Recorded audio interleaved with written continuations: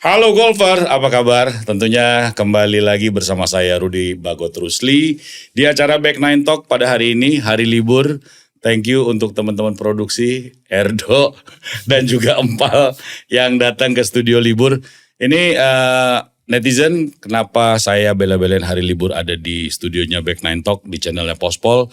Karena tamu yang saya undang, seperti biasa ada tamu undangan, orang yang sangat-sangat sibuk dengan jadwal pertandingannya.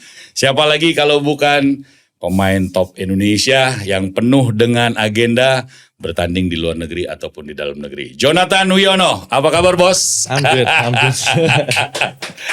Akhirnya kita ketemu jadwalnya ya. Ya begitulah pemirsa, memang kalau namanya pemain tur, mereka harus menyediakan waktunya, waktu untuk berlatihnya, waktu untuk bermainnya, dan waktu untuk perjalanannya. Gimana Jo, lagi libur hari ini? Hari ini lagi off kebetulan, yes. Jadi family time ya. Sorry nih, dibawa dari BSD ke sini ya. Aman. Oke, ini kita akan ngobrol-ngobrol sekitar kurang lebih 1 jam Jo.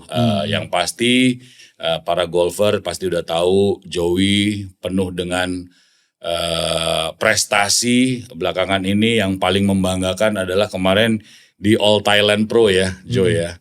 Buat gue sebagai penonton melihat dari tanah air, bangga juga tuh berhari-hari ada bendera merah putih dan semuanya bendera Thailand. Bisa diceritain sedikit Jo? Itu karena playoff-nya 3 kali ya? Playoff-nya 3 kali. Oke, mungkin gimana rasanya juara di kandang macan, di kandang gajah? Jujur sih gak expect, tapi emang gamenya itu mulai tahun kemarin akhir ya, yang mulai dari Taiwan top 10 itu kayaknya udah mulai kayak ini kayaknya ada chance gitu. Udah mulai solid lah gitu. Okay. Cuma emang nunggu waktu aja gitu. Kasih berusaha memberikan diri chances sebanyak mungkin kayak gitu. Oke, pertanyaan gue Jo. Pada hari pertama sampai dengan hari lu terakhir sampai selesai playoff, lu udah merasakan lu bakalan juara apa enggak sih?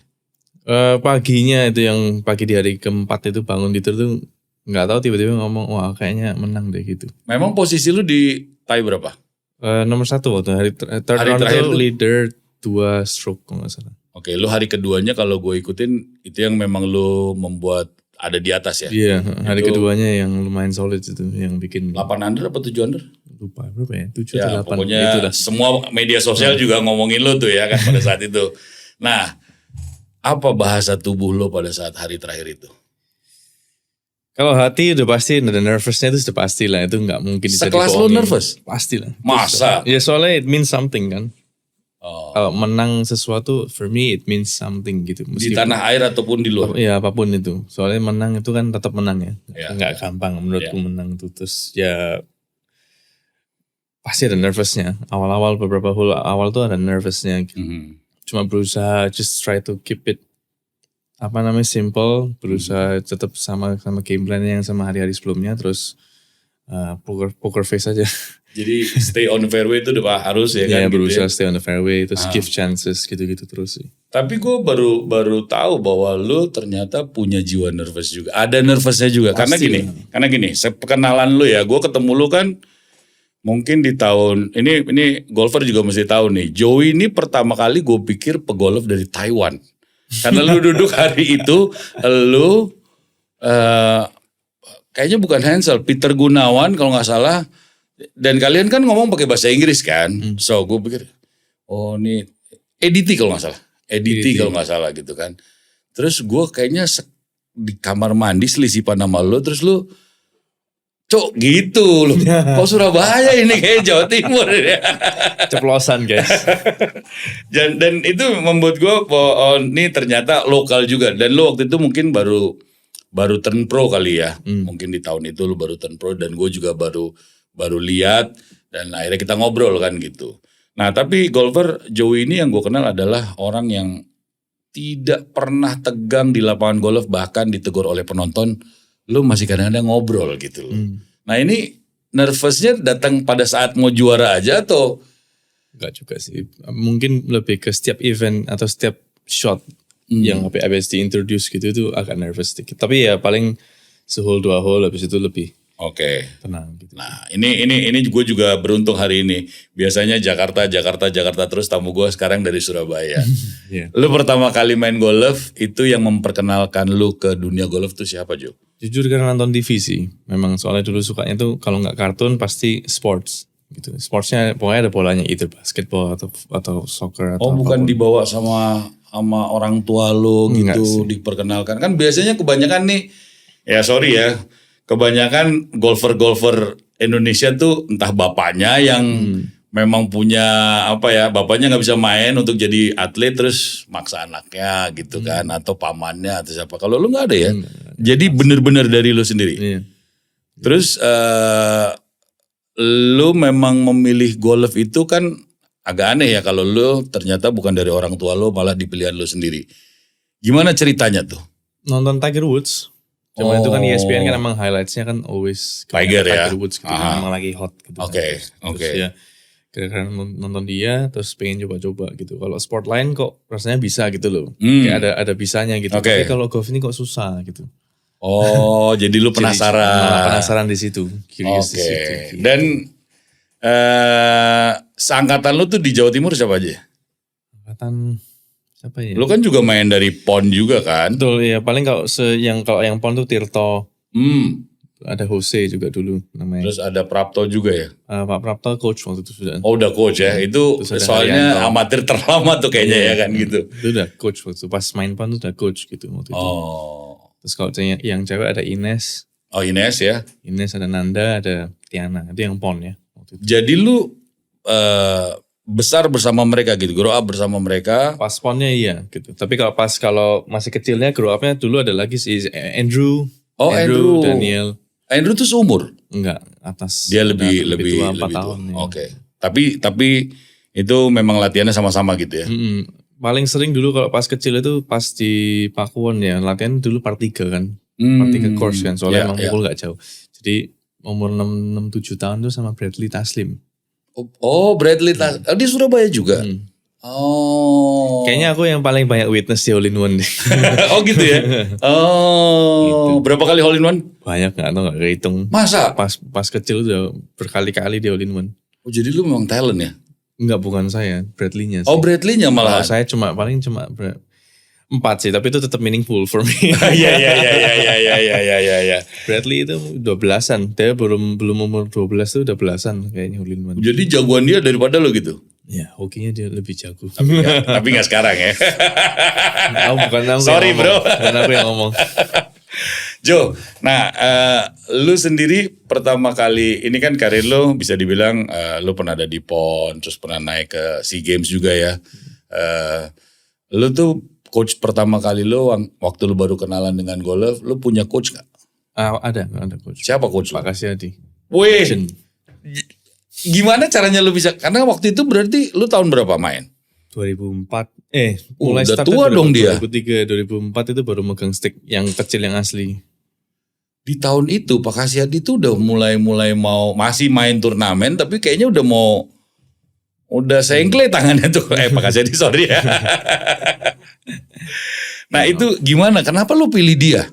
Bukan aku yang milih kayaknya. Terus? Kayaknya orang tua yang milih. Oh gitu. Soalnya nggak mungkin seumur segitu milih. Oh mau sama coach ini. Jadi umur berapa tuh? Umur 4 tahun. Oh jadi lu start dari kecil juga ya? Terus langsung dengan dia? Langsung dengan Pak Kasyadi. Berapa tahun? Nggak tahu, nggak inget kalau itu. Oh. Mungkin tanya Pak Kasyadi lebih inget. Tapi pertama guru lu ada Pak Kasyadi. Pantesan Joe itu short game-nya tajam karena jebolannya Pak Kasyadi. Pak Kasyadi top ya Pak Kasyadi ya. Nah terus sekarang masih sering ketemu dengan beliau? Enggak juga. Terakhir tuh kalau nggak salah pas turnamen lokal yang di Bukit Darmo. Oh, Bukit Darmo. 2023 ya. Ya. Itu terakhir kayaknya yang ketemu. Setelah itu lu dengan coach siapa lagi? Setelah itu sempat ada Fred Torres kalau pernah dengar. Habis Fred, habis itu Matt. Kayaknya nggak lama juga sih. Terus itu ada Adam Taylor yang sampai sekarang masih ada. Adam Taylor di mana ya sekarang ya? Di Imperial kalau nggak salah. Imperial ya, ya betul. Itu sebentar. Terus gak lama sama Chris yang sampai sekarang itu. Limitless itu ya? Oh, oke. Nah lu kalau dari tadi kebanyakan foreign coach ya berarti ya. Itu udah pilihan lu? Enggak. Terus pilihan siapa? Ya orang tua pasti. Oh gitu. Jadi walaupun orang tua lu tuh main gak sih Jo? Main gara-gara cuma main. Oh. Jadi gara-gara aku main, dia main. Bokap nyokap main tuh gara-gara. Iya. Oke. Tapi jago-jago? Enggak juga. Jadi karena nemenin gitu. Ya apa-apa lumayan jago ya. Tapi habis itu gak lama stop. Jadi lu memang maksa ke mereka untuk datang ke lapangan golf atau memang mereka juga ya udahlah gue salurin nih anak gue ini untuk jadi pegolf gitu. Mereka juga support sih kebetulan. Jadi ya maunya apa di support gitu. Lalu ada kakak adik gitu? Ada adik satu. Golfer juga? Adik dulu ikut main, terus habis itu stop. Oh, laki juga? Dia main game, ya. Oh, Gamer. Sekarang profesional gamer? Gamer, ya. Wah, mana jago sama lo? Ya dia lah pasti kalau game.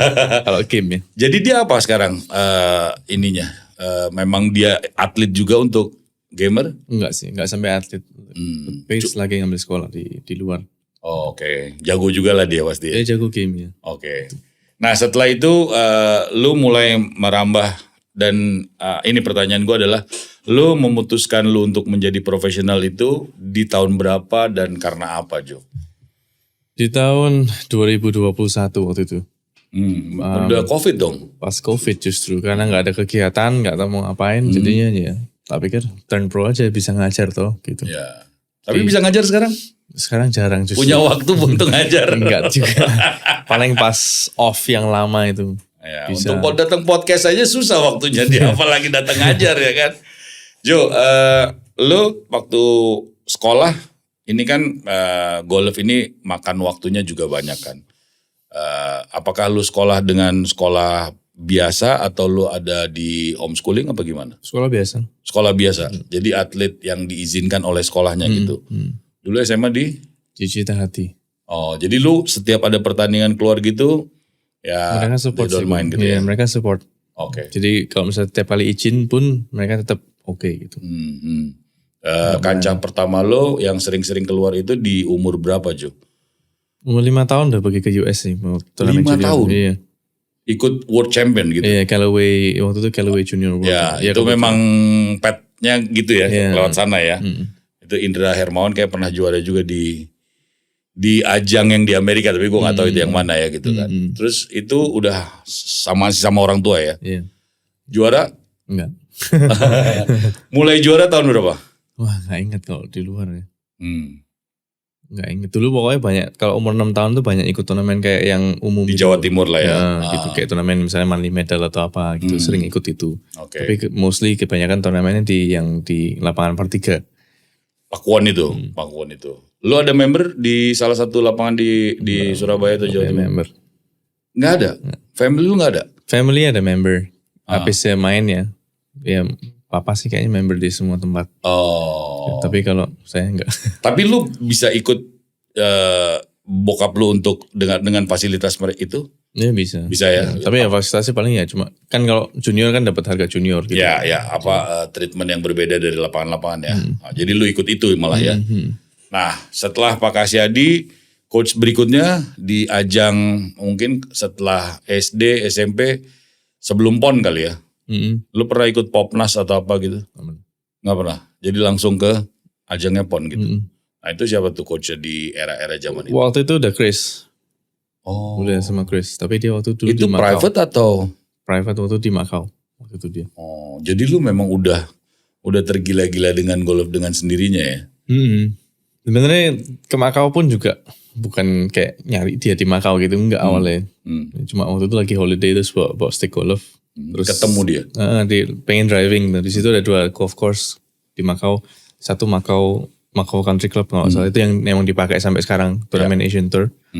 Yang satunya itu apa namanya? Caesars Golf kalau nggak salah. Itu waktu itu ada Butch Harmon School of Golf di situ. Oh, pelatihnya Tiger. Akademinya dia. Dia di situ. Dia nggak di situ tapi anak buahnya dia di situ. Ya sama Chris itu. Oh. Tapi dia setiap beberapa. Jadi Chris kerja untuk Butch Harmon. Iya. Waktu itu. Udah lama dia kerja sama Butch. Terus setiap tahun dia datang pasti visit si Butchnya. Oke. Cuma kita nggak pernah bisa ketemu Butchnya. Ya. Itu ribuan dolar dalam waktu jam-jaman ya kan gitu kalau yang gue denger ya harganya. Terus akhirnya lu sama Chris berlanjut sampai ke Indonesia atau hanya lewat apa nggak tahu media sosial kah atau lewat digital kah pada saat itu? Waktu itu kita setahun 2 kali ke situ ketemu Chris. Sisanya waktu itu lewat email sih. Oh, Ngirim video lewat email nih menurutmu gimana swingnya gitu. bisa itu. Ya nggak optimal tapi bisa. Oke. At least ada pointer lah kayak mesti ngapain gitu. Joey ini golfers yang kita tahu adalah di era tahun 2022 apa 23 ya yang lu hat-trick di acaranya 2023 ya Indonesia Tour. Itu mulai menjadi buah bibir para golfer ya. Walaupun udah tahu di zamannya Pon lu juga, tapi lu mas gak sih Pon? Mas ya? Oh sorry gue gak tahu. Itu lo sama siapa ya? Timnya apa singlenya? Singlesnya waktu. Singlenya lu ngalahin? Naraji. Jabar. Oh, dan sekarang masih terus menjadi musuh bubuyutan. Iya. Terakhir di Kemayoran antara Jawa Barat dan Jawa Timur mainnya. Nah, iya juga ya. Terus selain Naraji lawan lu siapa tuh di PON? DKI-nya siapa? DKI-nya waktu itu ada Elki. Oh Elki. Kalau nggak salah DKI itu Elki, Bobby, Alam. Bobby Sungkang. Iya. Yang lagi viral kemarin ya. Iya. Oke, terus Jawa Tengahnya? Jawa Tengah nggak inget tau. Amadeus belum ada waktu itu ya? Belum. Yoyo belum ada ya. Jadi Jawa Barat yang kuat sih. Jawa Barat yang Naraji, Kevin, Alfred, sama Akmin. Oh iya. Kuat itu. Ya. Dan lu mengalahkan mereka ya? Iya. Lagi hoki. Banyak hokinya. Iya. Terus setelah itu lu SEA Games bersama-sama dengan mereka ya? SEA Games bersama-sama dengan mereka. Ya, jadi lu memang udah seperkawanan sama mereka itu sama yang sekarang lagi ada di top 10 itu ya dari dulu lah ya. Taulah jeleknya, ngoroknya seperti apa. Iya. Ya karena lu TC kan sama-sama kan pasti kan. Nah Jo, di antara rangkaian lu pada saat amatir, pernah juara PON, pernah SEA Games mungkin nggak emas ya, tapi lu waktu itu ada dapat medali? Kita medali perunggu yang tim. Tim ya. Mana yang paling mengesankan dan mana yang tidak terlupakan perjalanan karir lu di amatir? PON sih salah satunya pasti. PON ya? Oh. Soalnya itu a whole different environment ya menurut. Main di mana sih waktu itu? Jatinangor. Oh jadi lagi PON Jawa Barat ya? Oh berarti lu lagi di... Gue gak bisa ngebayangin situ supporter Jabar pasti gila-gilaan. Oh iya. Kan? Tapi emang ada intimidasi di lapangan? Ada. Ada langsung. Siapa yang melakukan? Ingat gak orangnya? Official apa penonton? Penonton. Karena gini golfer, jangan salah. PON itu adalah pertandingan yang sangat bisa dibilang mengintimidasi para pemainnya dari luar lapangan itu sangat kejadian. Di semua cabang olahraga lagi. Iya, di semua cabang. Kemarin juga yang Yoko kita undang ke sini dia cerita betapa beratnya dia sama Hansel di PON Sumut kan gitu. Mungkin kita nggak se-ekstrim itu ya intimidasinya. Atau mungkin aku yang terlalu cuek nggak tahu sih. Tapi nggak separah yang itu Kalau itu jawabannya kayak lu terlampau cuek sih. Karena Jabar sih gila sih. Pasti gila mereka supporter ya kan. Karena gue waktu itu ada di cabang polo air, di cabang olahraga air ya. Waktu itu kita jadi official DKI. Itu polo air final sih sampai lempar-lemparan sesuatu lah gitu. Gila. Nah, kalau di Jatinangor sendiri nggak cukup heboh. Oh rame banget. Rame. Last day yang singles tuh yang paling nggak terlupakan hole terakhir sih. Naik ke atas. Naik ke atas tuh kan ada clubhouse-nya. Ya hotel. Itu sampai balkon itu ada orang. Itu hotel soalnya. Itu ada orang setiap kamar tuh tak lihat, wih gila ada orangnya. Terus itu yang card path di belakang itu full kayak C gitu ngelilingi.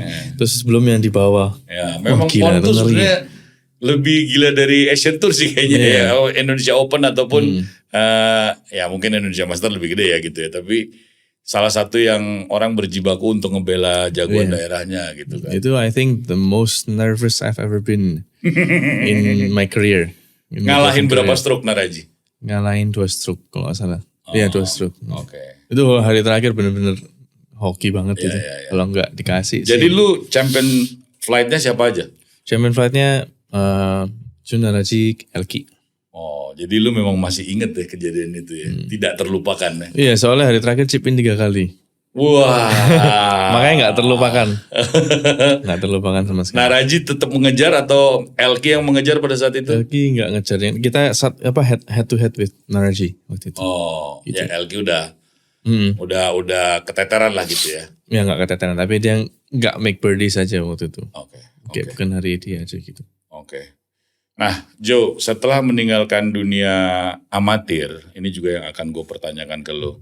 Mungkin golfer banyak yang belum tahu bahwa dunia pro itu udah masuk ke hutan belantara ya kan, yang menjadi Tarzan untuk bisa survive gitu kan. Hubungan lo dengan kawan-kawan lo tuh gimana sekarang? Dengan ya pernah satu kamar di SEA Games, apakah jadi cuek-cuekan setelah menjadi pro atau gimana? Kalau saya pribadi sih nggak terlalu nganggep kayak gitu sih, kayak ya biasa aja gitu. Ya. Kita pernah timnas ya, nggak pernah ada kayak beef atau nggak pernah ada kayak senggol-senggolan gitu ya, biasa aja gitu. Tapi kalau pergi ke luar negeri itu lu tetap saling support gak sih? Iya, saling support. Saling support ya gitu ya, walaupun berbeda daerah dan lain-lain ya, karena ini udah bawa bendera kita ya gitu. Yang paling sering untuk pergi travel, pilihan lo, teman sekamar lo siapa sekarang? Saya prefer sendiri sih. Oh, kenapa Jo? Ya, I don't know, I just prefer by myself aja sih itu. Kayak bisa ngapain aja gitu. Ya. Misalnya mau telepon atau mau apa kan gak sungkan kayak gitu-gitu. Siapa yang paling jahil? Yang paling jahil. Touring Pro Indonesia? Enggak sih, gak ada yang jahil sih. Masa? Gak ada yang jahil sih. So far yang pernah bareng gak pernah jahil sih. Ya kan lu kalau pada pergi itu kan Lord Kevin, Naraji, lo, Peter, Hansel ya kan gitu. Itu siapa yang paling nggak ada yang jahil? Yang paling lucu ya kalau Hansel sama Alfred satu kamar tuh paling lucu sih. Kenapa? sih katanya sih Alfred yang ngoroknya kenceng. Itu juga Sorry Fred, guyon. salah satu lu nggak mau terganggu dalam hal itu ya. Enggak juga sih, tapi lebih prefer sendiri aja gitu. Nah Lebih itu bisa ngapain. golfers. Jadi memang mereka kalau waktu masih di bawah naungan asosiasi seperti PGI, mereka nggak bisa milih ya. Nah lu terima aja deh nasib lu sekamar sama siapa. Tapi begitu dia jadi pro, ya mereka udah bisa atur semua kehidupan mereka, termasuk turnya, perjalanannya, dan juga cuannya ya kan gitu. Tapi beda lah kalau amatir tuh kan soalnya kan kita emang harus kan tim ya. Ya. Jadi emang kalau sekamar kan semacam kayak build chemistry juga. Ya. Jadi beda hal. Supaya timnya juga connect ya Iya, gitu ya. Kalau di timnas menurutku sih lebih ke situ arahnya. Ya. Dan itu yang menarik adalah pada saat apa pertandingan terakhir kalian foto bersama itu ada lo, Kevin, Naraji, Alma ya. Itu SEA Games terakhir ya. Kalau sama Alma yang terakhir tuh ini apa Asian Games. Oh Asian Games. Yang paling 2018. Habis itu 2019 kita main SEA Games lagi. Aku main SEA Games lagi sekali. Terus sudah. Itu di event apa gitu lo foto rame-rame bahwa lo pernah sama satu tim pada saat itu ya. Nah sekarang lo udah menjalankan dunia pro. Pro dalam karir dan pro juga dalam hidup rumah tangga ya kan udah nggak sendiri. Nah di dalam kehidupan pro lo memang mesti jalan nih. Lo sekarang gue lihat dari statistik yang lo punya dari hasil pertandingan lo setiap tahun lo pasti EDT udah pasti ya. Iya. Lokal udah pasti. Oke. Terus kadang-kadang Asian Tour. Pertanyaan gue nih tentang Asian Tournya nih. Lo kenapa kok bisa tiba-tiba ada kayak kemarin ada di Taiwan. Nah itu kenapa? Kan lo gak pegang kartnya padahal. Nah itu gimana kalau bisa terpilih? Tapi ada status. Jadi statusnya itu country exemption. Oh, kalau orang mewakili negara ya. Kalau orang yang di atas nggak mau main withdraw bisa turun sampai bawah. Sebenarnya jatahnya siapa kemarin? Sebenarnya semua event jatahnya semua kan ada masing-masing, ada kayak invites, terus ada kategori pemenang, ada kategori kayak multiple winner, terus ada kategori medical atau military exemption. Jadi yang pernah sakit atau apa gitu. Yeah. Terus top 65. Terus ada yang lolos dari Q School sama top 10 di Order of Merit EDT. Terus baru dari situ baru kalau nggak salah winner of Order of Meritnya All Thailand Tour sama Taiwan. Baru country exemption. Oh before yang itu ada lagi sih, ada yang 66 to 75 last year-nya. Gitu. Jadi itu kayak lebih ke based on apa namanya kayak kategoris gitu loh. Jadi itu sebenarnya kategori-kategorian gitu. Nah pertanyaan netizen nih, mungkin gue juga sama, golfer juga sama. Itu lu di call sama Asian Tour-nya kah untuk lu eligible untuk main atau gimana? Enggak, kita ada app-nya itu kita bisa tahu kurang lebih kita cadangan nomor berapa pada saat ini. Gitu. Ya, memang bisa diakses ya di bisa Asian Tour kan bisa diakses. Tapi kan lu nggak bisa juga sepede itu bahwa lu akan dibawa kan gitu. Nah itu apakah dia kontak lu atau lu memang lu bisa tahu lu bisa daftar gitu? Kalau daftar dari awal emang daftar semuanya. Jadi misalnya seandainya ada orang cancel kita bisa langsung sana. Jalan. Nah waktu itu reserve listnya itu waktu itu sebelum that event itu kayaknya bisa masuk tuh gitu. Saya cadangan nomor 3, terus kalau nggak salah ada 5 spot dari Asian Tour. Nah itu kemungkinan besarnya bisa masuk gitu. Karena mereka yang top 5 dari last week sama pemenang dari last weeknya itu dimasukin reserve list di situ gitu. Oke. Ini kan karena berkaitan dengan ongkos perjalanan, ongkos hotel lo dan lain-lain kan. Itu kan mesti lo pikirin juga. Iya pasti. Nah yang jadi pertanyaan gue tuh sebenarnya yang terjadi sama diri lo pada saat 2024 final pertandingannya Asian Tour kayaknya. Itu gue mengikuti IG lo tuh. Lo kalau 2024 atau 2023 lo tiba-tiba udah di Saudi tapi nggak jadi main. 2024. Rasanya apa Jo? Sebenarnya ya nyesek lah pasti ya nggak bisa main. 5 juta eventnya. Makanya itu lu dari mana ya? Dari Qatar, deket sih. Oh, oke. Ya. Tetap aja pasti kan ya lumayan gede juga lah kosnya kan Iya. gitu kan. Malamnya selesai Qatar tuh, kan Qatar miskat tuh waktu itu. Tapi kita main Qatar kita bisa dapat tiket F1 gratis. Oh, Jadi oke yaudah, ya. Nonton aja dulu, nonton terus tiba-tiba pulang ditelepon. Kamu nomor 2 reserve gitu. Kamu mau stay on site atau enggak gitu. Oh, jadi ada call juga dari dia aja ya. Oke. Soalnya itu waktu itu udah mikir udah gak ingin main gitu loh. Udah mau pulang lah gitu ya. Mau pulang, terus tiba-tiba di call gitu. Terus pada saat itu belum ngerti. Kalau misalnya kayak reserve list yang dia maksud itu nunggu orang withdraw itu nggak ngerti Masian. Tapi kan dia udah berangkat Oh, aja. lu pasti berangkat lah gitu ya. Tapi kan udah berangkat aja, mumpung di Qatar kan. Qatar ke Saudi kan deket Ya, gitu. mungkin cuma 4 jam kali ya. Nggak nyampe, kayak nggak tahu berapa jam lupa. Tapi deket lah. Terus habis itu ya wis stay on site gitu. Reserve nomor 2. Karena gue udah lihat practiceran lu udah foto-foto, makanya gue pikir wah, lu udah upload juga di IG lu kan. Wah, main nih dia nih. Lumayan 5 juta kalau lolos kan gede itu kan. Iya lumayan. Oke, terus akhirnya begitu lu tahu gak bisa main itu bagaimana mekanismenya? Ya, pagi itu kan yang kita harus nunggu.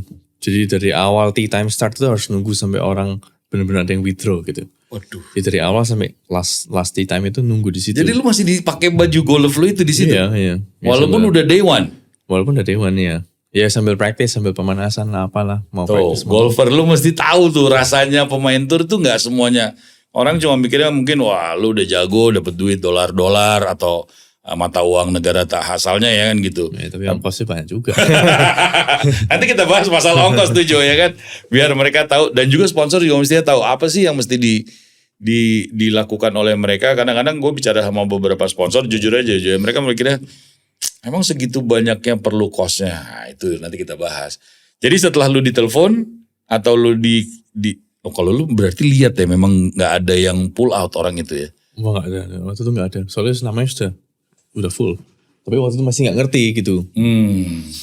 Kalau sekarang mungkin lihat nama udah full gitu terus mau stay on site nggak mungkin nggak. Ya, lu. Tapi kalau saat itu lu bilang gue nggak mau, gue pulang aja gitu, nggak apa-apa juga sebenarnya. Nggak apa-apa. Mereka kan kasih kebebasan kita mau main atau mau stay atau mau pulang. Gitu. Oke, jadi sebenarnya lu memang coba-coba dengan pengalaman baru berarti ya. Iseng aja. Terus lu jadinya tereliminasi kayak Indonesian Idol gitu dong, bawa koper pulang tanpa main ya. Ya tapi itu pengalaman lah juga. Tapi ya experience bisa satu driving range sama satu putting green sama setengah fieldnya live players waktu itu. Oh iya betul. Jadi karena 5 juta juga pada datang semua pasti ya. Iya, ketemu mereka lihat mereka mukul gitu-gitu. Ya oke lah, it's good experience. Gitu. Oke. Dan nama Jonathan Wiono sekarang kayaknya bukan hanya di Indonesia, mungkin sekarang sudah di Asian Tour. Semua udah kenal ya, semua udah tahu lu punya prestasi, lu punya senjatanya seperti apa dalam bertanding.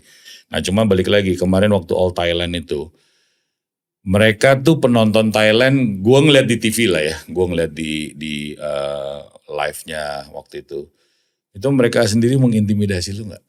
Enggak sih, enggak ngerasa gitu. Masa? Iya, enggak.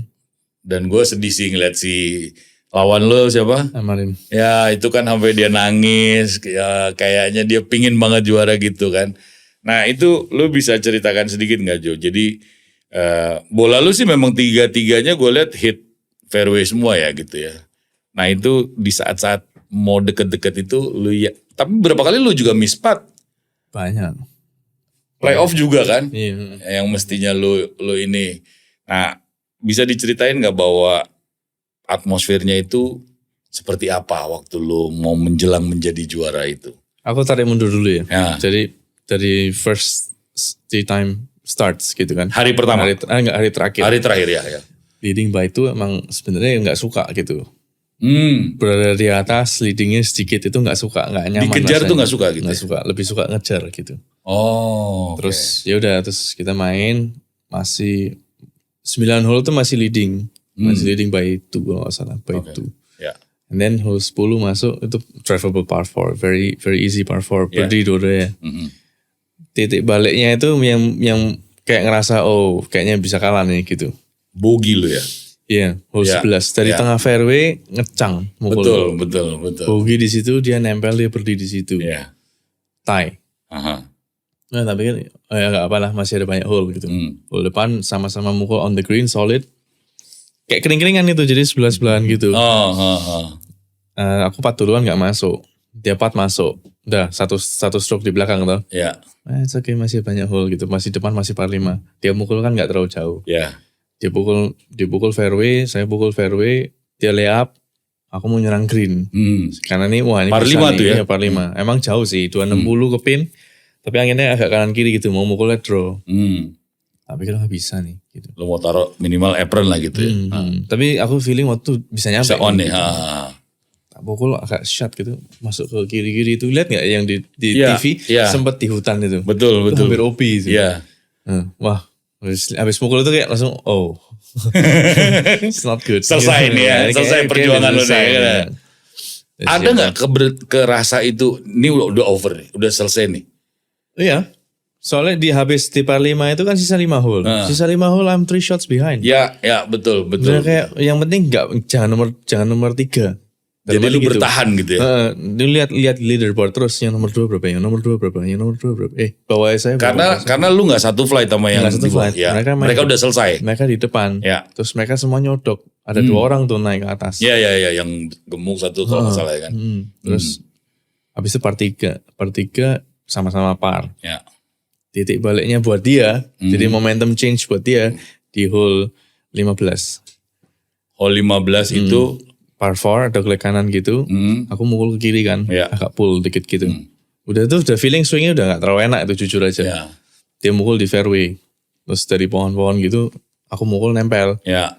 Terus habis itu baru dia mukul kan, dipukul di fairway, flyer lewat Ya, ke belakang. betul. Dia bogey di situ. Aku ada chance mau birdie, ini aku feeling gue kalau birdie aku menang nih gitu. Iya. Gak masuk. Nggak masuk. Nah, udah. Tapi Sisa kan 1. Sisa 2 waktu masih 2. 15 tuh ya. Hole 16 aku mukul ke fairway, bener-bener arahnya itu lurus fairway. Dia mukul juga arahnya sama persis. Itu baik lagi. Kalau itu menurutku kalau bukan pertolongan Harinya. Tuhan gak Iya, bisa tuh. iya. Soalnya arahnya kita sama. Bolaku di fairway sisa 80 meter, bola dia di bawah pohon. Jadi ternyata kata papanya kan nunggu di depan. Iya. Bola itu terbang ke arah yang sama, kena pohon, mentalnya ke kiri jauh banget. Jadi di belakangnya itu ini pohon, ini rumah semut, ya sekaki lah. Bola dia di depannya. Susah dong dia mukulnya. Harus chip out. Wah. Dia bogey lu par. Dia bogey, aku par. Sisa 1 Sisa stroke. 1 stroke. Itu yang fantastis terakhir di 17. 17, pin di sebelah kanan belakang. Iya. Dia on. Yes. Aku ke belakang lewat. The short side, the impossible itu dari situ. Parahnya atas bagus. Parahnya bagus, tapi kan pokoknya chip on the green. Ya, hoki-hokian kalau par masuk ya wis. Kalau ada par masih bisa ada chance gitu. Lewat beneran kan 5 meteran itu. Tuh Dia juga kalau nggak salah. Dia mau birdie justru. Dia mau birdie 7 meter, sisa tap in tuh. Oh iya. Dia sengaja cuma ya pokoknya ditempelin aja gitu. Iya, betul. Dari bawah lagi ya. Kan gampang. Ya. Terus saya dari 5 meter left to right break. Cuma di atas bola gini cuma pokoknya masuk bisa menang gitu. Ya. Terus tek masuk. Wah, Masih ada 1 hole. masih ada 1 hole nih. Iya. Terus jalan sama Alfred gitu. Oh ada Alfred situ. Ada Alfred nonton. Tapi yang lainnya emang orang Thailand semua. Iya. Mereka jujur sih nggak terlalu mengintimidasi waktu itu. Atau mungkin aku balik lagi aku yang nggak kerasa nggak tahu. Aku jalan sama Alfred. Aku cuma ngomong gini. Dia Alfred bilang gini. Kamu masih bisa menang nih. Dia bilang gitu. Aku cuma inget satu perkataan. Aku bilang gini toh. Ini either dia going to fuck up atau I'm gonna make birdie. Itu toh percakapan. Iya. Terus si Alfred ngomong apa sama lu? Iya bisa gitu dia bilang gitu. Ya saling support gitu pas jalan. Terus beneran aku mukul tee shot fairway, dia mukul di fairway, itu udah ngerasa beda environmentnya. Aku ngeliat dia bener-bener nervous gitu. Dia Oh pukul. dianya jadi nervous malah ya karena lu kejar dia ya jadinya ya. Terus dia mukul second shot ngepul ke kiri, aku mukul nempel. Oh Ya. beneran terjadi ini. Terus pas putting itu ya tenang aja gitu. Ya. Ada chance masuk. Terus pergi ke playoff hole kan. Nah pertanyaan gua, begitu selesai kan lu ke kamar hitung dong. Bareng dia. Itu lu lihat dia bisa lu intimidasi apa? Ya aku diem aja. Nah, tapi dia udah down gitu ya. Iya, aku agak ajak ngomong sengaja gitu. Gak usah ngomong sama dia. Soalnya dia pasti tambah deg-degan kalau kayak gitu. Jadi dia aku lihat dia emang agak nervous Ya, gitu. ya. Di mana di kampungnya dia lagi kan, di negaranya dia gitu ya. Mungkin karena pressure-nya dia juga ya mungkin kalau itu aku di posisi dia mungkin juga sama gitu. Soalnya dia itu 2 kali berturut-turut dalam 2 tahun itu playoff dua-duanya kalah. Oh. Di All Thailand Tour dan dia belum pernah menang All Thailand Tour kalau yang aku tahu dari teman-teman Thailandnya gitu. Betul. Nah, masuk ke playoff situasinya. Nah kalau playoff aku justru lebih tenang. Oh, lu pikir lu udah lepasin itu lah ya. soalnya- At least nomor 2-nya udah kepegang sama lu ya. Soalnya kalau playoff itu udah kayak match play aku anggapnya. Ya. Which I prefer match play daripada stroke play. Ya. Betul. Lu Kayak do or die. saling bunuh di hole depan lah gitu ya. Kayak do or die gitu. Misalnya driver mau ke kanan mau kiri ya udah terserah. Poin cuma 1 tok gitu bedanya. Dan kalau gue lihat di TV dia 2 kalinya di rough kan kanan. Iya. Hole 1 begitu, hole 2 begitu. Hole 3-nya mungkin. Hole 3 di fairway. Iya di fairway kalau gak salah. Dan pada saat lu second shot terakhir itu bola lu juga udah gak jauh ya. Tapi dia pun juga gak jauh sebenarnya. Sebenarnya gak jauh. Dia cuma paling 5-6 meter. Tapi dia duluan 4 ya. Iya. Karena bolaku cuma 3,5 meter. Ya betul.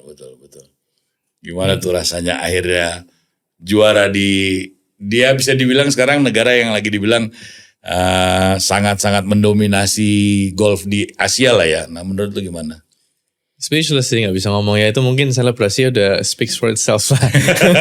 Gak expect. Iya. Lu cuma begitu aja ya kan habis itu. Dan gak ada teman-teman Indonesia juga hari itu. Alfred doang ya. Alfred ikutan di situ. Alfred nonton sampai terakhir. Iya. Oh oke.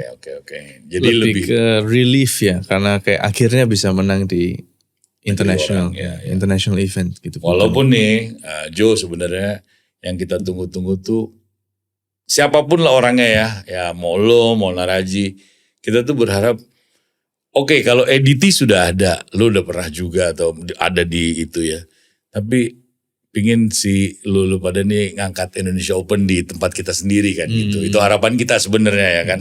Tapi kita juga bangga gitu ya. Lu udah pernah di sana juara All Thailand. Naraji juga udah pernah di Saudi juga finish terus juara EDT.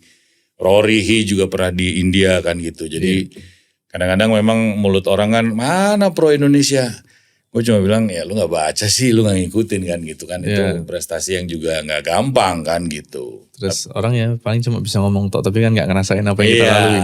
Kan bukan berarti kita gak main, kita gak mau menang ya. Pasti mau menang tuh. Apalagi kayak itu kan pride-nya kita sebagai Indonesian players bisa main Indonesia Open terus bisa menang itu kan pride sendiri gitu loh. Betul. Ya kita pasti pengen menang lah. Preparation juga sudah jauh-jauh hari. Cuma ya kalau memang gak dikasih belum waktunya belum bisa. Ya kayak lu di Thailand kalau waktunya ya mau gimana pun udah ketinggalan 3 stroke kejadian juga ya gitu ya. Betul. Banyak orang yang menurutku nggak tahu kayak apa sacrifice yang kita bikin gitu loh. Ya. Terus tapi cuma bisa komen gitu toh gitu. Jadi ya itu yang aku sayangin aja sih. Maksudnya kalau dilihat dari orang lain mungkin ada orang yang seperti itu kayak contoh Thailand sendiri lah kita sebagai kayak negara tetangga ya. Mungkin mereka pasti ada orang yang kayak grupnya ngomong begitu. Tapi juga banyak orang yang lebih support itu. Ya. Jadi ekosistemnya lebih tersupport gitu loh. Betul.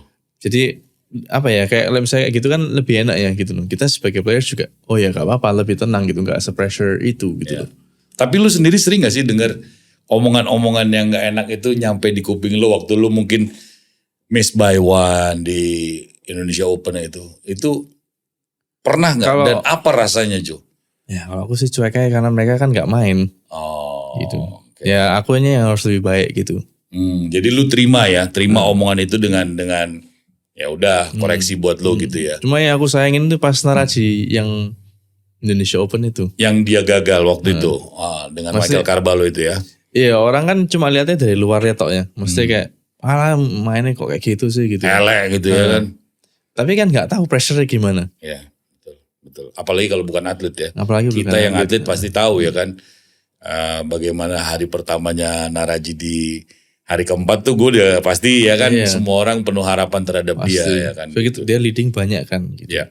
Tapi ya meskipun leading banyak pun golf is golf gitu. Yeah. It's a mysterious sport in my opinion. Terus kayak ya pada saat itu sih aku ngerasain jadi Naraji kayak apa itu rasanya gitu loh. Ya betul. Semua orang berharap, semua orang ngomong sembarangan ya kan. Yeah, it's gitu. not that simple gitu. Iya. Ji lu dibelain Ji sama dia. Tapi hubungan lo sama Naraji itu seperti apa sih Jo? Ini baik-baik aja. Tapi lu pernah gak, lo ini sama gue, apa kayak Enggak sih. sparring gitu lah? Ya kalau sparring cuma ayo main bareng gitu aja. Tapi gak sampai kayak gimana gitu enggak sih. Tapi paling seneng sparring sama siapa Jo? Sparring sama semua orang gak apa-apa. Oh gitu. Ayo siapa yang berani lawan Joey? Nah pertanyaan berikutnya nih Jo. Yang sering gue perhatiin dan juga teman-teman banyak perhatiin. Ya lu tuh sebenarnya media darling. Lu tuh gak pelit ditanya sama wartawan. Gak pelit dengan supporter lu gitu kan. Bahkan gue lihat beberapa kali lu walaupun miscut, lu tetap datang ke turnamen itu untuk support teman-teman lu ataupun lu hangout lah sama sponsor dan lain-lain. Itu lu sebenarnya memang lu diajarin oleh seseorang atau memang lu sifatnya seperti itu?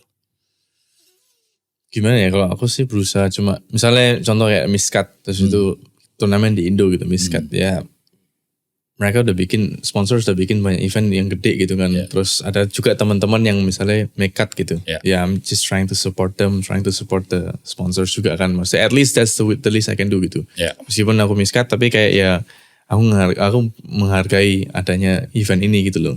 Karena kan kalau nggak ada mereka nggak ada event ini. Terus kalau nggak ada teman-teman kita yang dari Indonesia kayak lolos cut ya aku nggak mungkin di situ juga gitu. Pasti kan nontonin mereka gitu. At least dari Marki atau dari manapun. Oke. Jadi memang lu sebenarnya nothing tulus aja ya dalam perjalanan karir lo ya.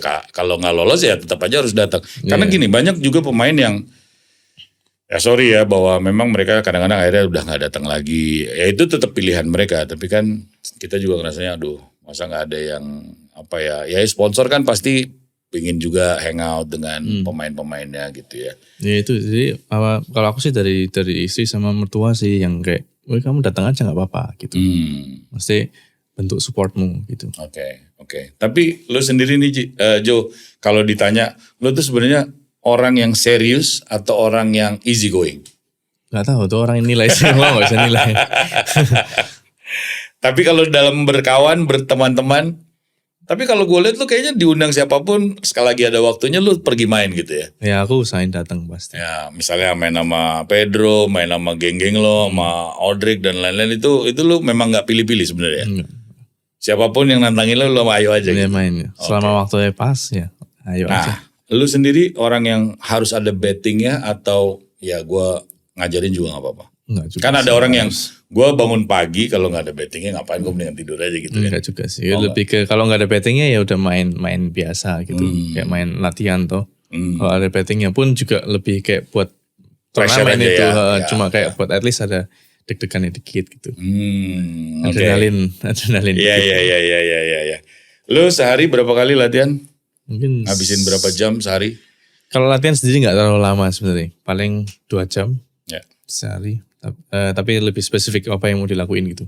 Misalnya kayak hari ini mau short game ya berarti full cuma di short game talk gitu. Nah, dari pembicaraan awal ya Jo, lo tuh selalu bilang aku tuh pukulan nggak jauh.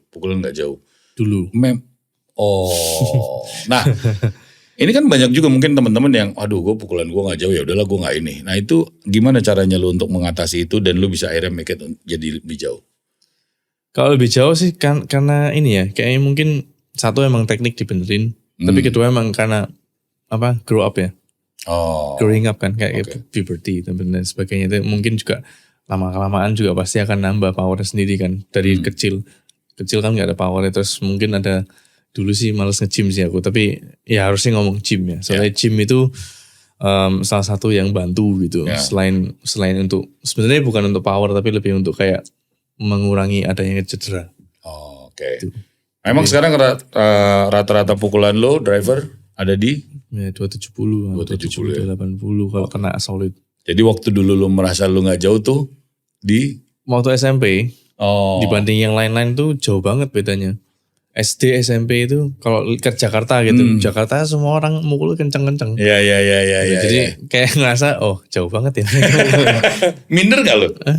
Binder sih enggak, soalnya masih bisa short game-nya masih lebih kuat gitu. Oh. Jadi mainnya cuma literally di short game. Par 4 itu jadi par 5 jadi par 6 buat aku. Oh, yang penting short game lo par gitu ya. Iya, yang penting. Yang ngechip dekat gitu ya. Gitu. Oke. Mainnya di short game. Tapi nggak pernah merasa mental problem dengan pukulan lo yang waktu pada saat itu? Enggak sih. Oh enggak ya. Jadi lo pede memang berarti ya. Yeah, I'm just trying to play on my own. Dan memang mencari coach itu memang penting ya? Ya, sangat penting. Soalnya itu dari segi kayak di luar golfnya aja itu menurutku lebih penting. Oke. Kalau dianya orang gimana, itu nyambung ke golfnya soalnya. Ya. Dan vice versa lah.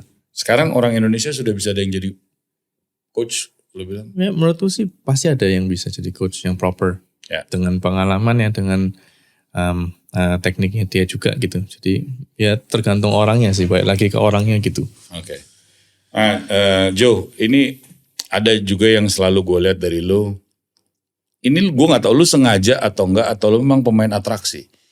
Hari ketiga di Indonesia Masters, lo pukul di hole 18 itu ke Marki. Masih inget? Inget banget gitu, karena gue agak nggak salah nih dia mau pakai ini gitu. Dan lu pukul datar. Nah pertanyaan gue, itu lu atraksi atau memang lu strategi lu? Nggak expect gitu ke situ. Karena bola balik dan mendekat kan? Iya. Ya kan gitu kan? Waktu itu kalau nggak salah ingat itu 233 ke pin. Tapi anginnya agak lawan dikit. Lu ambil bukan besi kan? Wood 3 ngambil. Soalnya emang di bawahnya Wood 3 tuh nggak nyampe gitu loh. Nah, jadi golfers kalau kita dari markinya Indonesia Master tuh kelihatan dia mau ambil apa sticknya. Iya. Ini nggak salah nih anak gitu. Maksudnya gue rasa lu pakai besi atau hybrid lu bisa nyampe ya kan gitu. Mungkin pada saat itu kan kita boleh pakai rangefinder. Mungkin nembak rangefindernya bukan ke pin tapi ke marquee. Mungkin. Oh. Soalnya nggak expect bakal kena marquee. Kenanya solid tak pikir jatuh green bisa nempel nih gitu. Terus tiba-tiba dok gitu. Bukan atraksi jadi bukan itu. atraksi. Yakin lo. Iya, bukan Gue atraksi. pikir wah dia memang mau pamer nih kayaknya gitu pada saat itu. Enggak. Karena bener-bener bola lu tuh gak tinggi. Bahkan gue bilang kayak di punch. Karena gue liat banget. Pak balik gitu. Oh dia mau atraksi. Ternyata enggak ya. Gak sengaja. Nggak sengaja. Oke. Tapi lu senang beratraksi-atraksi gitu? Iya. Suka juga sih. Oke. Kayak misalnya di Indonesia Open mukul dari card path. Terus kemarin di Macau last year tuh sempet bolanya itu ya kejadiannya mirip kayak ini, kayak yang apa Indonesian Masters. Kan nomornya sama juga 233 ke pin. Kiriku bilang buat 5mu pasti nyampe pas nih, nggak mungkin lewat. Pukul kenanya solid banget, jatuhnya itu bener-bener masuk. Kalau ini masuk di marquee, jadi bener-bener kayak jatuh di kena kacanya markinya gitu. Dan bola lu stay di situ? Bolanya stay di situ. Ini hole ya. Sorry ini aku. Ini hole ya. Markinya di belakang sini. Bolaku di atas marki sini. Jadi kayak Mickelson gitu mukulnya. Iya, aku tanya. Markinya juga kayak Indonesia Masters. Kan itu ada lantai 2 aja gitu. Lantai 2 terus itu kan ada kayak kacanya pagernya lah. Tapi bawahnya kan bolong. Iya. Aku tanya referee. Bro, ini aku boleh nggak mukul dari marki? Tanya gitu. Oke, sebentar tak tanya. Soalnya kalau drop itu roughnya tebel banget.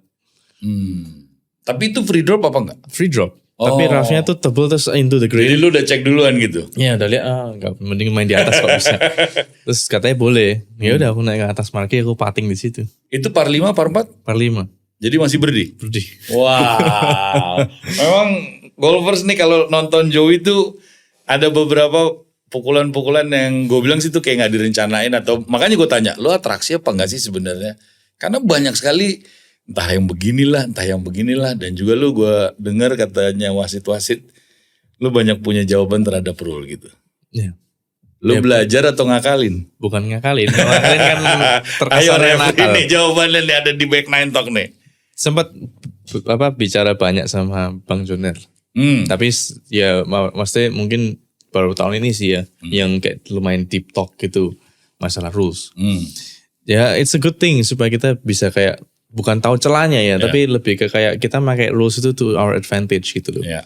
Menyelamatkan stroke lu lah ya. Bukan nakalan juga tapi kan emang rule-nya begitu gitu loh. Ya.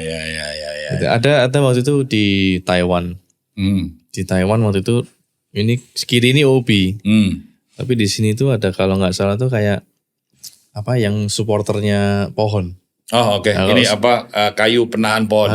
Kalau nggak salah itu rulingnya kalau pohon itu ya correct me if I'm wrong. Tapi kalau nggak salah waktu itu pohonnya bukan yang in play-nya, tapi kayunya penyanggahnya yang bikin problem tuh. Itu yang boleh di drop karena itu man made-nya di situ. Begitu kena stick lo boleh drop. Tapi sini OB. Kalau OB kena tembok itu nggak boleh meskipun itu kayak man made. Tapi itu kan soalnya pagar OB. Oke. Gitu. Terus panggil rules official. Saya di card path. Bola lu tuh di mananya? Jadi ini card path ya. Ini dinding lah, ini dinding ini. Pohonnya di? Ini card path, card path gini ya. Bolaku di sini, pohonnya di sini. Oh, di belakangnya lagi. Jadi kalau misalnya kita mukul mau draw itu kena pohonnya, tapi kalau kita mukul lurus enggak. Tapi kena tembok itu. Tapi kena tembok. Aku bilang aku mau mukul draw nih. Tapi backswingku kena penyangganya pohonnya. Boleh nggak aku relief? Boleh. Oh. Gitu. Ya lebih harus smart aja sih. Habis gitu. itu lu gak pukul draw kan? Enggak, habis itu tak pukul biasa. Itu kok. Ngakalin berarti kan. Jadi golfer lu mau mesti bisa ngakalin juga ya Jo ya? Ya harus smart gitu. Kadang-kadang kan referee juga ada yang, ya sorry to say, kadang-kadang ada yang kayak gak menguntungkan gitu loh. Ya. Oh ada kejadian juga waktu itu agak aneh sih. Hole 3-nya Royal. Tee shotku ke kanan. Kena card path. Ya. Terus habis itu keraf kan. Ya. Aku tahu di situ banyak orang. Semua orang di grupku lihat ada Ketinya Sarit, ada Chang Weidun nggak salah ya, sama Coconut, sama Atan, Kedi Atan. Ya. Dia tuh lihat bolaku tuh kena card path dulu, terus baru ke sana. Pas kita ke sana bolanya mendem. Kemungkinan besar pasti diinjak orang gitu loh. Terus orang nggak lihat gitu ya. Kan nggak mungkin bola tek gitu, nggak mungkin betul. Gak becek nggak apa gitu. Terus karena di situ emang banyak orang. Aku tanya sama orang sekitar tuh ada yang injek, nggak sengaja keinjek gitu. Pas referee datang, orangnya pergi. Oh. Gitu. Terus dia tanya, ini kamu memang bisa lihat ada evidence-nya nggak gitu kalau bahwa ada orang injek. Siapa saksinya gitu? Ya kita dari jauh, kita cuma lihat bola kena card path ke situ, itu nggak dikasih relief waktu itu. Terus? Ya udah, I have to play as it lies. Lu begitu? Iya. Lokal apa? Nggak mau ngomong sih aku. Enggak referee-nya? Nggak mau ngomong. Tapi mesti ada yang kayak terlalu strict atau gimana ya. gitu loh. Padahal ini kan pertandingan yang orang bukannya mencari untung atau cari pembenaran sebenarnya. Ya maksudnya kita harus backup diri kita sendiri gitu lah. Ya case itu ya dia bilang gitu. Sebenarnya aku bisa minta second opinion, tapi kan kita nggak jamin flight. Aku pikir-pikir ya setelah pukul aja gitu. Hasilnya apa? Untungnya berarti sih nempel sih. Lo thank you juga sama tuh referee berarti. Dari semua perjalanan turnamen pro, ya pasti All Thailand kemarin itu sangat mengesankan buat lo ya. Tapi ada cerita lain? Cerita lain? Tripitnya waktu lokal turnamen? Ya lokal itu juga mengesankan sih, nggak expect juga bisa gitu. Lu tripit ya waktu itu ya? Ya sempat. 1-2 series 3 ya kalau nggak salah ya? 1, 2, 3 enggak. 4, 5, 6 enggak. Ya. Kayaknya 2 kali deh maksimal. Kayaknya enggak sampai 3 deh. Berarti ya. Back to back gitu. Oke. Ini yang terakhir mungkin sebelum kita closing Jo, tentang maintain sebagai pegolf pro dengan uang yang mesti lu bagi dengan rumah tangga lo, dengan perjalanan lo. Itu kan yang polemik yang selalu terjadi ya. Oke, para golfer, obrolan sama Joey ternyata juga nggak kerasa udah cukup lama. Sangat seru, ternyata orangnya jahil, orangnya juga penuh intrik-intrik. Dia sih sebenarnya memang mukanya kayak baby face, tapi banyak akalnya ya kan gitu. Jo, nah ini kan sekarang lu udah berumah tangga. Pro itu tadi gue bilang duitnya mesti dipikirin. Makanya banyak pemain pro, kita juga coba saling tolong walaupun sekarang bukan yang ada ya Jo ya, ada juga yang nempel ngasih support segala macam, tapi mungkin belum signifikan lah. Gimana caranya Jo? Lu mesti mengatur semua. Gue rasa kalau dari hadiah apakah udah cukup untuk lumayan. hidup lu? Oh udah ya? Lumayan. Kalau lu juara. Kalau juara. Kalau top 10. Kalau main jelek ya Kalau enggak. boleh tahu Thailand tuh berapa sih hadiahnya kemarin? Karena Kalau nggak baht salah, kan. 450,000 baht ya. Berarti kalau nggak salah 200 tuh juta? kalau ya kurang lebih 200 jutaan. 200 jutaan. Oke, kalau dapat itu memang bisa agak teratur lah dengan, karena kan apa aja sih cost lu terbang, Ya, itu kita cost terbang, cost hotel, caddy yang mahal sih. ya. Terus apa namanya? Makan. Terus Transport. entrance fee lah, biasa lah ya itu ya. Transport, practice. Aha. Practice soalnya kalau misalnya kayak All Thailand Tour kan nggak kayak Asian Tour mereka tutup lapangannya dari hari Senin. Itu kan mereka cuma bisa tutup hari Selasa atau Senin gitu. Soalnya Senin pun kita nggak bisa main gitu. Karena mereka ada Monday queue. Oh, oke. Jadi aku datangnya lebih early. Jadi aku mesti main dulu hari Minggunya. Oke. Lu berapa kali juga yang gue dengar kayak abis dari Kemayoran lu akan berangkat lebih dulu atau early gitu. Itu karena memang mau lebih murah atau memang lu mau fokus dengan pertandingan? Kalau itu justru lebih fokus ke pertandingan sih. Karena kan kalau misalnya berangkat lebih pagi, kita kan badan kan naik pesawat capek tuh, bawa koper, bawa ini itu. Jadi butuh rest lah badan itu menurutku. Oke. Gitu. Karena beberapa kali main kalau misalnya datangnya agak mepet jelek pasti hasilnya. Oh. Tapi sedangkan kalau datangnya misalnya mainnya hari Kamis, datangnya hari Minggu gitu misalnya. Kan ada waktu hari Senin off. Jadi lu lebih relax dulu gitu ya? Oke. Ataupun Senin, Selasa main, Rabu off gitu. Jadi ada satu hari yang kita rest gitu. Oke. Pure gitu. Nah kalau seandainya cuacanya berbeda total Jo, lu ada ambil hari lebih jauh lagi kan? Misalnya lu dari Asia terus lu pernah ke Inggris kan? Itu kan cuacanya berbeda tuh. Apakah itu mengganggu apa enggak? Mengganggu sih hari itu. Adaptasinya pasti gimana? Jet lagnya itu yang susah.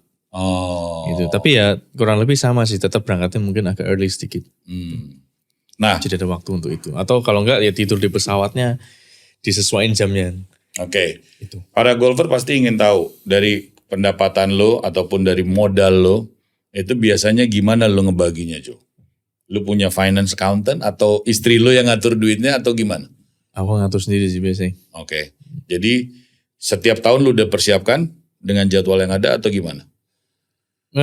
Ya kurang lebih gitulah. Kurang lebih gitulah. Dan lo selalu berpergian dengan gue cukup dengan ekonomi atau lo mungkin dengan jaga badan lo naik bisnis atau gimana? Depends on where I go kayaknya. Ya pasti pulang Thailand lo naik bisnis lah kemarin. Enggak ya. sih. Oh enggak juga. Karena ekonomi ya. Oh gitu. Tapi sebenarnya lo pilihannya seperti apa? Kalau misalnya kan awal ada back problem ya, lower back problems itu. Nah, jadi kalau misalnya kecapean gitu, itu nggak enak boyok ya ngomong pinggang. Lower backnya itu nggak enak, pinggangnya nggak enak gitu loh. Karena apalagi duduk di pesawat lama gitu. Yeah. Jadi sekarang sih kalau ada budgetnya, kalau misalnya pergi ke luar negeri itu berusaha pakai bisnis kalau jauh. Oke. Tapi cuma berangkatnya tok rencananya. Oh pulangnya nggak apa-apa. Iya pulangnya karena nggak ada perlu Kan preparation. nggak ada kalau berangkatnya, soalnya badan kan harus prime. Oke. Kalau badan nggak prime, nggak enak pasti mainnya. Waktu itu tahun lalu pengalaman tuh di Maroko itu pertama kali tuh nyoba Ini kan. coming soon ya. Ya. Itu udah 3 minggu terbangnya ekonomi, capek sih, nggak kuat. Dan ini tahun ini lo akan pergi lagi? Ya 2 minggu, 3 minggu. Karena ini kayaknya back to back ya. 24 Mei berangkat. EDT, terus yang 500.000 baru yang 2 juta kayaknya. Ya hopefully aku bisa main 3-3 ya. Kayak tahun lalu ya. Oke. Nah itu kalau itu schedule semua memang lu atur sendiri juga. Ya kalau misalnya ADT kan ada status udah pasti bisa main. Pasti. Jadi bisa beli semuanya. Ya. Tapi kalau jadi lu beli langsung? enggak juga sih. Tapi seandainya mau beli gitu loh. Kan biasa lebih murah. Betul. Tapi kan kadang-kadang kalau misalnya ADT tabrakan sama Asian Tour kita juga mikir tuh. Oh ini mau yang mana ya?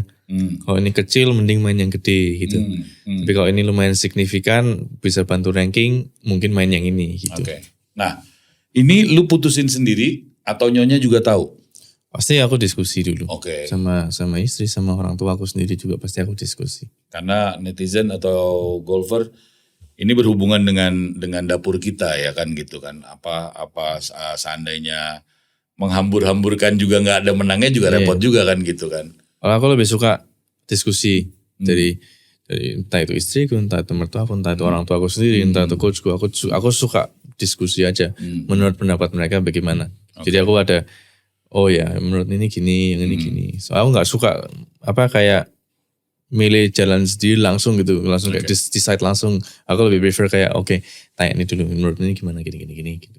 Tapi lu kalau traveling, kalau lagi tour gitu, lu pernah bawa keluarga, anak dan lain-lain, atau hanya memang lu fokus sendiri? Pernah. Kalau destinasinya bagus. Oh. Maksudnya kayak bisa buat jalan-jalan atau tempatnya bagus ya aku bawa. Selesai pertandingan, lu ambil off gitu. Enggak sih ya during turnamennya kadang aku bawa. Saya pulang bareng. Oke. Kalau main bagus mungkin extend, kalau enggak ya wis. Oh jadi itu nggak ngeganggu konsentrasi lu ya? Enggak sih. Oke. Dan untuk para golfer, mungkin Joe sebelum kita akhiri obrolannya, supaya bisa menjadi Jonathan Wiono yang seperti sekarang, itu resep lo apa Joe? Wah, kalau bukan doa orang tua, doa mertua, doa istri nggak bisa sih menurutku. Jadi penuh dengan doa ya? Ya sama, ya kalau nggak dilancarin sama Tuhan juga nggak bisa sih menurutku. Soalnya ya learn it the hard way juga gitu. Kayak effortnya untuk jadi sekarang itu ya lumayan banyaknya aku sacrifice gitu. Oke. Target tahun ini apa Jo? Mungkin juara EDT atau Asian Tour sih. All Thailand udah ya kan? Ya All Thailand udah. Jadi next mungkin EDT atau Asian Tour. Oke. Next akan berangkat kemana? Ke Maroko. Itu EDT. Oke. Itu EDT terus Asian Tour. Tapi nggak taw dua ini bisa main atau enggak. Oke. Tapi dalam waktu dekat langsung memang Maroko? Iya, jadi lokal dulu yang Indonesia Development. Terus habis itu baru langsung Maroko. Oke. Dan terakhir pertanyaan dari saya selaku dari GM Kemayoran, gimana rasanya Kemayoran kemarin Jo? Seru loh sebetulnya. Kayak layoutnya itu challenging gitu. Kita harus mikir, nggak bisa sembarangan main gitu. Apakah ada saat-saat, karena hari kedua lu sempat mau ngejar tuh. Kedodoran atau dimakan dengan parit-parit yang ada di sebelah kiri? Ya mukulnya nggak sebagus hari pertama kalau bisa dibilang. Karena di Kemayoran kan emang mukulnya harus bagus gitu. To be honest for me, lihat lapangannya lumayan kaget sih. Greennya bagus, terus layoutnya juga bagus. Jadi I think underrated lah gitu. Jadi menurutku sih kalau misalnya lihat dari golf course sendiri tuh ya agak sayang kalau misalnya itu nggak di-maintain gitu. Ya. Jadi banyak shots yang kita harus mikir gitu. Ada par 4 yang bisa lewat atas. Bisa ada par 5 yang kita harus mikir mau main safe atau mau dipotong pohonnya kayak gitu-gitu. Par 4 ada yang kita bisa sikat bisa enggak. Depends on how you feel gitu-gitu. Ya itu I think very good golf course sebenarnya. Amin. Mudah-mudahan nanti kita bisa perbaiki lagi Jo, datang lagi untuk ikut turnamennya karena itu akan menjadi turnamen tahunan kita juga. I'm happy to be there sih kalau misalnya ada event. I'll be there pasti. Oke. Dan yang terakhir Jo, lapangan yang paling favorit oleh Jonathan Wiono. Sentul Highlands. Itu lu brand ambassador sampai berapa tahun ke depan? Ya tahun ini berjalan sampai akhir tahun nanti. Berjalan sampai akhir tahun. Oke, para golfer, ini waktu yang cukup panjang yang sudah diluangkan oleh Jonathan Wiono. Sekarang nomor berapa Jo? Apa tuh? Order of Merit Indonesia? Nggak tahu kemarin berapa ya? 4, 5? Kayaknya 6 deh. 6 ya, oke. Mudah-mudahan. Kalau Indonesia Order of Merit nomor 6 kayaknya. Ya. Oke, mudah-mudahan target Joey di depan bisa tercapai semua. Dan bisa juara di luar negeri lagi. Dan harapan kita sebenarnya itulah Jo. Bisa juara di Indonesia mengangkat piala majornya Indonesia. Amin. Oke, sukses Jo. Thank you. Udah liburan datang ke sini. Sekali lagi sukses untuk Jonathan Wiono. Thank you so much. Saya Rudy Rusli pamit dan mudah-mudahan Indonesia memiliki pemain golf seperti Joey dan mudah-mudahan Joey akan terus juara dengan membawa bendera merah putih di belakangnya. Thank you. Bye.